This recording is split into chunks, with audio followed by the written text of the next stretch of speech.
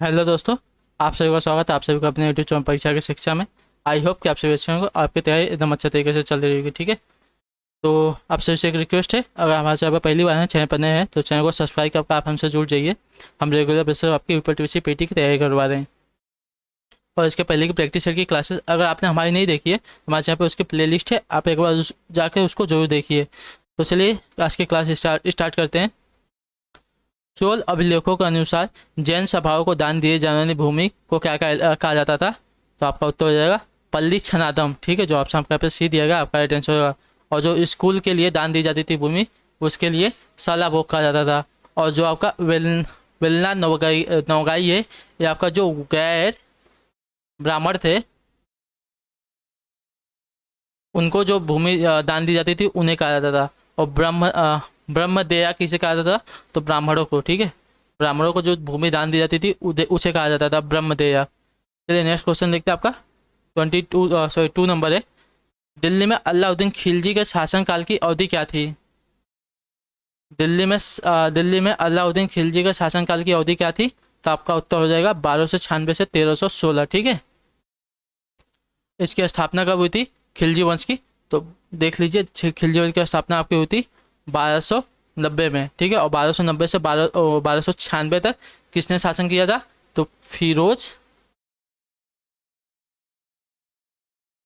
जलालुद्दीन फिरोज ने। ठीक है, जलालुद्दीन फिरोज ने।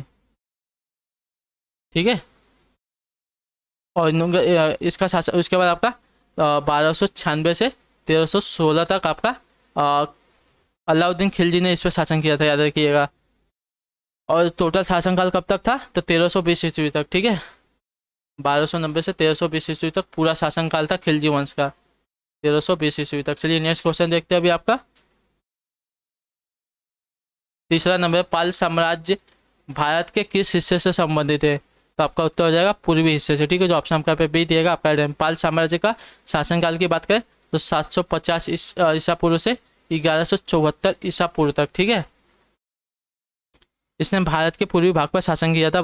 पाल वंश का संस्थापक कौन था? तो गोपाल। ठीक है, गोपाल जो था आपका पाल वंश का संस्थापक था। और इसकी राजधानी क्या थी? तो राजधानी आपकी मुंगेर थी। ठीक है, चलिए नेक्स्ट क्वेश्चन देखते हैं। चौथा नंबर है, खिज्र खान निम्नलिखित में से किस राजवंश से संबंधित था? तो खिज्र खान की बात करें तो आपका सैयद वंश है। ठीक है, जो आपसे आपका पे सी दिया गया आपका राइट आंसर हो जाएगा। और सैयद वंश की स्थापना कब हुई थी? 1414 ईस्वी में। खिज्र खान ने वर्ष 1414 में सैयद वंश की स्थापना की थी। याद रखिए, सैयद वंश का काल आपका 1414 से 1451 तक। ठीक है, खिज्र खान ने रैयत ए अल्लाह की उपाधि धारण की थी। किसकी? तो रैयत ए आला। ठीक है, रैयत ए आला की उपाधि इन्होंने धारण की थी। चलिए आपका अगला क्वेश्चन देखते हैं। पांचवा नंबर, बौद्धों के लिए उत्तर प्रदेश में स्थित सारनाथ क्यों महत्वपूर्ण है? बताइए। बौद्धों के लिए उत्तर प्रदेश में स्थित सारनाथ क्यों महत्वपूर्ण है? तो ज्ञान प्राप्त करने के बाद भगवान बुद्ध ने सारनाथ में अपना पहला उपदेश दिया था, इसके लिए। ठीक है, जो ऑप्शन यहाँ पे आपका डी दिया गया आपका राइट आंसर हो जाएगा। चलिए नेक्स्ट क्वेश्चन देख लेते हैं। आपका छठा नंबर दिया गया, आपका छठा नंबर क्वेश्चन है आपका। कथन एक है, प्रारंभिक राष्ट्रीय आंदोलन की आधारभूत कमजोरी उसका सीमित सामाजिक आधार था। कारण यह इसमें सम्मिलित होने वाला सामाजिक समूहों में सक्रिय हितों के लिए लड़ता था। तो कौन सा इसमें से आपका ऑप्शन इसमें से राइट हो जाएगा? यहाँ पे चार कथन दिए गए, चारों कथन भी देख लीजिए, पहले क्वेश्चन अच्छे से पढ़ लीजिए। तो देख लीजिए, जो आपका कथन ए दिया गया है, पहले ये पढ़ते हैं। भारतीय राष्ट्र आंदोलन की आधारभूत कमजोरी उसका सीमित सामाजिक आधार था। ठीक है, तो कथन ए आपका सही है, किंतु जो कथन आर दिया गया है आपका सही नहीं होगा। ठीक है, चलिए नेक्स्ट क्वेश्चन देखते हैं आपका। तो जो ऑप्शन यहाँ पे देख लीजिए, जो सी दिया गया था ये सही है, किंतु आर आपका गलत है। चलिए नेक्स्ट क्वेश्चन देखते हैं। आठवां नंबर है, मेरठ, एक मिनट, मेरठ के विद्रोह ही सैनिकों ने किस तारीख को दिल्ली पहुंचकर दिल्ली पर अधिकार कर लिया और मुगल सम्राट बहादुर शाह द्वितीय को भारत का सम्राट घोषित कर दिया। तो आपका उत्तर हो जाएगा 12 मई। ठीक है, 10 मई 1857 को मेरठ का विद्रोह स्टार्ट हुआ था। ठीक है, कभी तो 10 मई को 1857 का। और जो निर्धारित तिथि थी वो आपकी 30 मई थी, याद रखिएगा। 30 मई को स्टार्ट होने वाला था, लेकिन 30 मई को स्टार्ट ना होकर 10 मई को ही स्टार्ट हो गया था। ठीक है, और 11 मई 1857 को दिल्ली पहुंचे और 12 मई 1857 को उन्होंने दिल्ली पर कब्जा कर लिया और मुगल सम्राट बहादुर शाह द्वितीय को भारत का सम्राट घोषित कर दिया था। चलिए नेक्स्ट क्वेश्चन देखते हैं। आपका 8वां नंबर है, किस स्थान पर हुए विद्रोह के दमन के दौरान ब्रिटिश सैन्य अधिकारी हैवलॉक की मौत हो गई थी? किस स्थान पर हुए विद्रोह के दमन के दौरान ब्रिटिश सैन्य अधिकारी हैवलॉक की मौत हो गई थी? तो लखनऊ में। ठीक है, जो ऑप्शन आपका सी दिएगा आपका। 1857 के विद्रोह के दौरान लखनऊ में विद्रोह समाप्त करने के दौरान ब्रिटिश रेजिडेंट हेनरी लॉरेंस, ठीक है, क्या है, हेनरी लॉरेंस, याद रखिएगा, और हैवलॉक की मृत्यु हो गई थी। किसकी थी? तो हेनरी लॉरेंस और हैवलॉक की मृत्यु हो गई थी। चलिए नेक्स्ट क्वेश्चन देखते हैं। 9 नंबर है, निम्नलिखित में से किसने 1857 के विप्लव यानी कि विद्रोह को प्रथम भारतीय स्वतंत्रता युद्ध की संज्ञा दी थी? तो वीडी सावरकर ने। ठीक है, जो ऑप्शन आपका यहाँ पे ए दिएगा आपका राइट आंसर का। चलिए नेक्स्ट क्वेश्चन देखते हैं। आपका 1857 के विषय में निम्नलिखित कथनों में से कौन सा कथन सही नहीं है? तो जो आपका कथन ए दिया गया है आपका सही उत्तर हो जाएगा, इस विद्रोह को हर जगह शिक्षित अभिजन भारतीय द्वारा पूरे हृदय से समर्थन किया गया था। ऐसा आपका नहीं हुआ था, तो ऑप्शन जब आपका ए दिएगा आपका सही उत्तर हो जाएगा। बाकी आपके जो कथन दिए गए हैं, विद्रोह में भाग लेने वाले विविध तत्व उनके ब्रिटिश शासन के लिए घृणा के द्वारा एकजुट हुए। विद्रोह में हिंदू मुस्लिम एकता की भूमिका को ब्रिटिश अधिकारियों समेत उनके द्वारा माना गया। और जो आपका ऑप्शन नंबर डी दिया गया है, विद्रोह दक्षिण भारत में नहीं फैला था, ये भी आपका सही है। ठीक है, चलिए नेक्स्ट क्वेश्चन देखते हैं आपका क्या पूछा गया है। 11 नंबर है, पृथ्वी किस पथ पर सूर्य की परिक्रमा करती है? पृथ्वी आपके अंधकार, ठीक है, पृथ्वी अंधकार पथ पर सूर्य की परिक्रमा करती है, याद रखिएगा।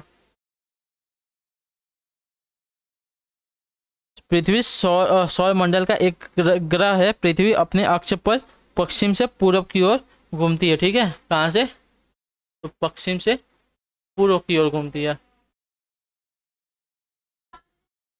पृथ्वी अंधकार पथ पर सूर्य की परिक्रमा करती है। एक घूमना पूरा करने में उसको 23 घंटे 56 मिनट और 4.09 सेकेंड का समय लगता है, याद रखिए। चलिए अगला क्वेश्चन देख लेते हैं। आपका क्या पूछा है?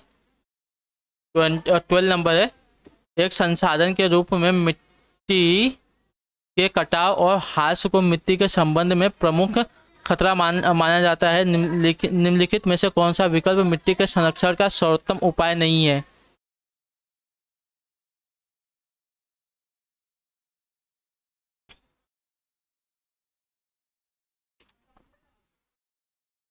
जो ऑप्शन में आपका यहाँ पे सी दिएगा, बारिश के पानी में बह जाना। ठीक है, जो ऑप्शन आपका सी दिएगा पैरेंट। मिट्टी के कटाव और ह्रास के संबंध में सबसे बड़ा खतरा बारिश के पानी में बह जाने का होता है। इससे भूमि की उर्वरता शक्ति का ह्रास हो जाता है। इससे मृदा अपरदन कहा जाता है। ठीक है, याद रखिएगा। चलिए नेक्स्ट क्वेश्चन देखते हैं। आपका 13 नंबर है, वास्को डी गामा एक पुर्तगाली अन्वेषक ने किस वर्ष भारत में समुद्र के मार्ग की खोज की थी?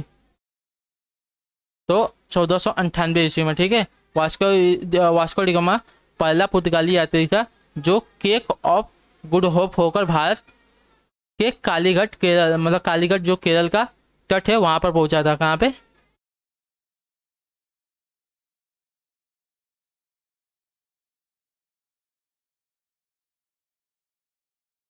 ठीक है, याद रखिएगा, जहाँ के राजा जमोरिन ने उसका स्वागत किया था। ठीक है, किसने? जमोरिन ने। जबरीन ने उसका स्वागत किया तो उसने समुद्री मार्ग की खोज की थी। चलिए नेक्स्ट क्वेश्चन देखते हैं। चौथा है बागान बागान द्वारा प्राप्त पेय फसल निम्नलिखित में से कौन सी है? तो आपका उत्तर हो जाएगा चाय। ठीक है, जो ऑप्शन आपका सी दिएगा आपका राइट आंसर हो जाएगा। चलिए नेक्स्ट है आपका, निम्नलिखित में से कौन सी एक खरीफ फसल है? निम्नलिखित में से कौन आपकी एक खरीफ फसल है? आपको बताया था 2-3 क्लास पहले। तो गेहूं, चना फसल है, ये सभी आपकी रबी की फसल होती है। सॉरी, ये सभी, हाँ ये सभी आपकी रबी की फसल होती है। जो आपका कपास है आपका सही उत्तर है, ये आपकी खरीफ की फसल होती है, याद रखिएगा।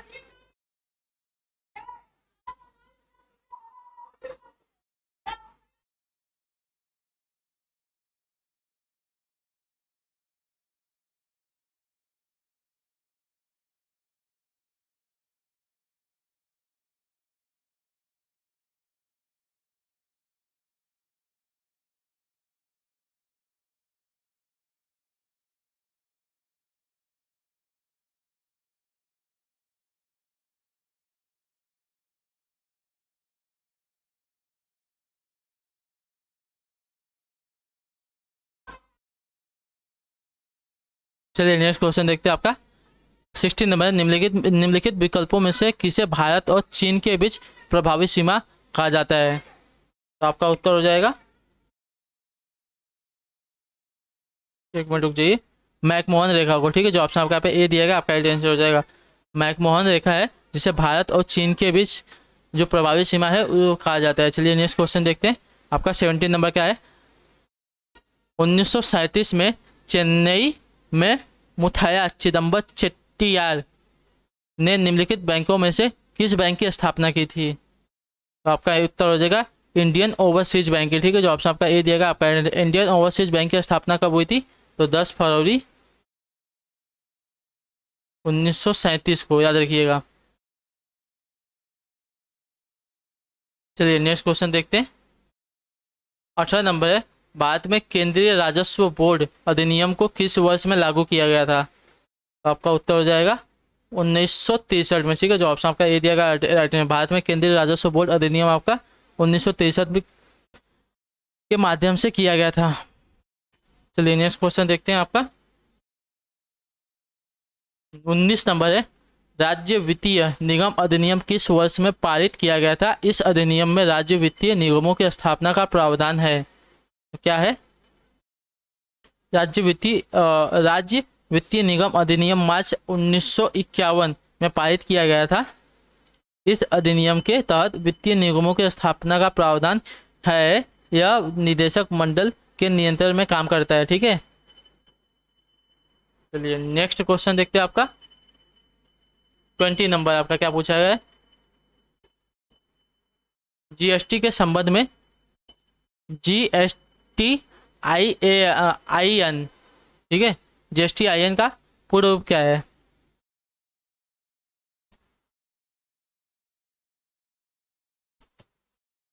तो इसका ऑप्शन जो आपको सी दिएगा आपका goods and services tax identification number. ठीक है, GSTIN का पूर्ण रूप हो जाएगा। चलिए नेक्स्ट क्वेश्चन देखते हैं। आपका 21 नंबर, सर्वोच्च न्यायालय में न्यायाधीश पद पर नियुक्ति के पात्र बनने के लिए किस जज को उच्च न्यायालय के न्यायाधीश के रूप में कितने वर्षों की सेवा आवश्यक होती है?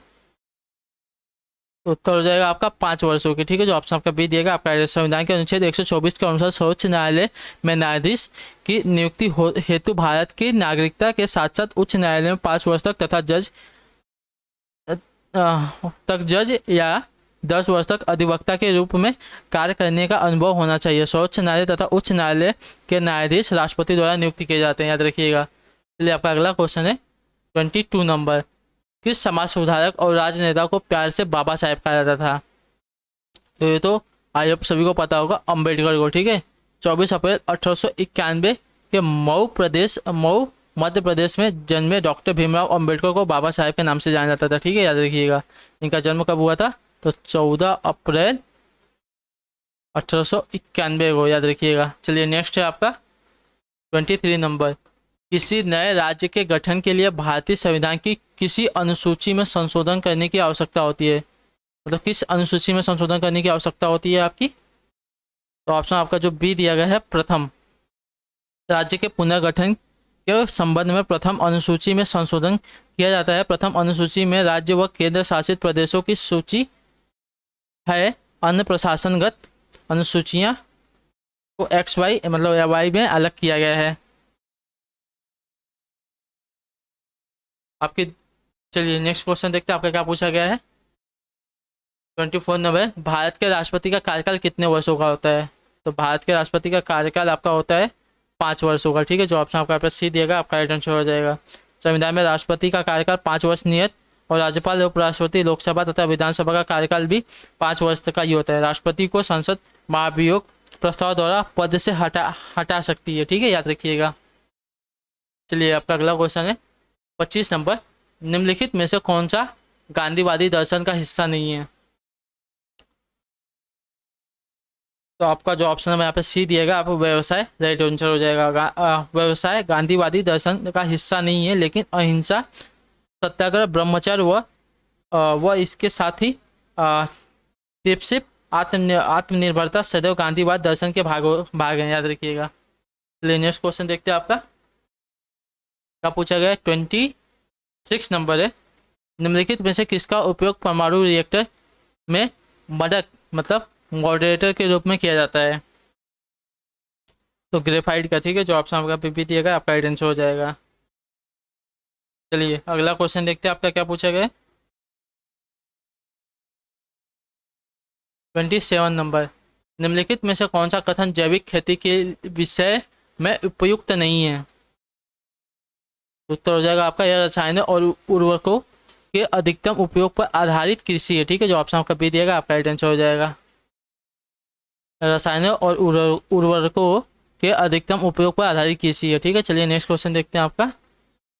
और क्या था? तो ये उपयुक्त कथन नहीं है इसके बारे में। चलिए अगला जैविक होती है। 28 नंबर है, हरित लवक युक्त मृदु मतलब मृदुतक निम्न रूप से संदर्भित किया जाता है। हरित लवक युक्त मृदुतक को निम्न रूप से संदर्भित किया जाता है। तो ऑप्शन में आपका डी दिया गया है, क्लोरेप्लास्टा। ठीक है, इसके द्वारा किया जाता है, याद रखिएगा। अगला क्वेश्चन देखते हैं 29 नंबर, आपसे क्या पूछा गया है। कृत्रिम बारिश करवाने के लिए क्लाउड सीडिंग की प्रक्रिया में बादलों में कौन से रसायन का छिड़काव किया जाता है? तो आपका उत्तर हो जाएगा सिल्वर आयोडाइड का। ठीक है, जो ऑप्शन आपका डी दिएगा आपका राइट आंसर हो जाएगा। चलिए दूसरा अगला क्वेश्चन देखते हैं। निम्नलिखित में से कौन से दो जीव प्लेटी हेलमिन्थिस फाइलम से संबंधित है? तो आपका उत्तर हो जाएगा केचुआ। ठीक है, जो ऑप्शन आपका ए दिएगा आपका राइट आंसर हो जाएगा। सॉरी, हाँ एक मिनट रुक जाइए, नहीं केचुआ नहीं होगा, दो पूछा है ना, एक मिनट। हाँ, निम्नलिखित में से कौन से दो जीव प्लेटी हेलमिन्थिस फाइलम से संबंधित है? तो आपका देखिए फीता क्रीम यानी कि टेपवर्म और आपका प्लेनेरिया, ये जो आपके होते हैं प्लेटीहेंथिजिम फाइलम से संबंधित होते हैं। तो जो ऑप्शन आपका यहाँ पे बी वाला दिया गया है आपका सही उत्तर हो जाएगा। ठीक है, 2 और 4। और इसी तरह से जो आपका क्लास है आज की आपकी कंप्लीट होती है। आई होप कि आपको क्लास अच्छी लगी। आपका कोई भी डाउट हो, कोई भी कमेंट हो, हमें डायरेक्ट कमेंट करके पूछ सकते हैं। हम आपसे मिलते हैं आपकी अगली क्लास में। तब तक के लिए टाटा बाय बाय, जय हिंद, जय भारत। आप सभी का शुक्रिया क्लास से जुड़ने के लिए।